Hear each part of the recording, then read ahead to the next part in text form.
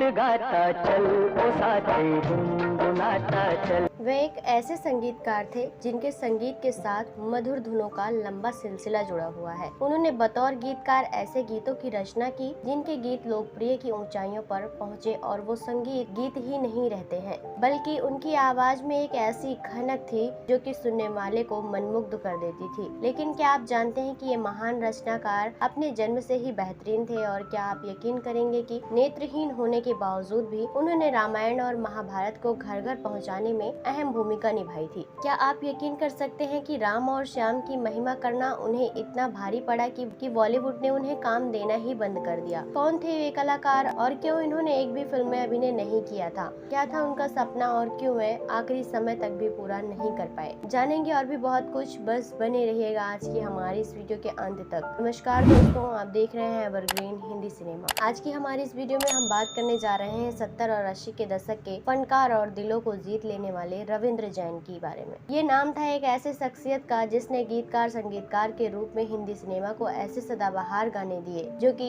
लोगों की जुबान पर हमेशा याद किए जाते हैं। रविंद्र जैन का जन्म 28 फरवरी 1944 को अलीगढ़ के पंडित इंद्रमणि जैन और किरण जैन के घर 7 भाइयों और बहन की तीसरी संतान के रूप में हुआ था। यह जैन समुदाय से हैं। उनके पिता एक संस्कृत पंडित थे और उनकी माँ एक गृहिणी थी। इनके पिता ने उनकी प्रतिभा को पहचाना और उन्हें संगीत की औपचारिक शिक्षा के लिए GL जैन, जनार्दन शर्मा और नाथुराम जैसे दिग्गजों के पास भेजा। छोटी उम्र में ही उन्होंने मंदिरों में भजन करना शुरू कर दिया था। उन्होंने 1970 के दशक की शुरुआत में कई हिट फिल्मों के लिए संगीत की रचना करने और कैरियर की शुरुआत। उनकी उल्लेखनीय कृतियों में चोर मचाए शोर, गीत गाता चल, चितचोर और आँखियों के झरोखे से, नदियाँ के पार, राम तेरी गंगा मैली और विवाह जैसी शामिल है। उन्होंने रामानंद सागर के महाकाव्य रामायण सहित कई और टीवी शोज और फिल्मों के लिए संगीत गाया है जो प्रतिष्ठित बनकर कला में उनके योगदान के लिए उन्हें 2015 में भारत गणराज्य के चौथे सबसे बड़े नागरिक पुरस्कार पद्मश्री से सम्मानित किया गया था।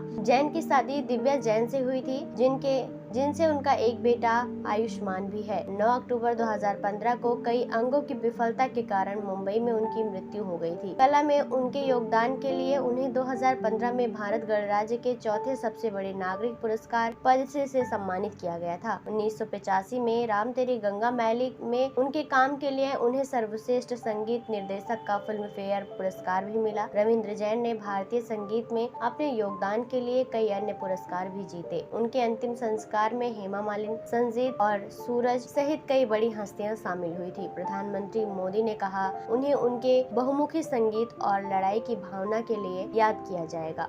दोस्तों, आपको हमारे प्रिय सिंगर के बारे में जानकर कैसा लगा है? आप अपनी राय हमें कमेंट बॉक्स में कमेंट करके जरूर बताएं। साथ ही तमाम ऐसी और अपडेट्स को पाने के लिए आप हमारे चैनल से जुड़े रहें और इसे सब्सक्राइब करना ना भूलें।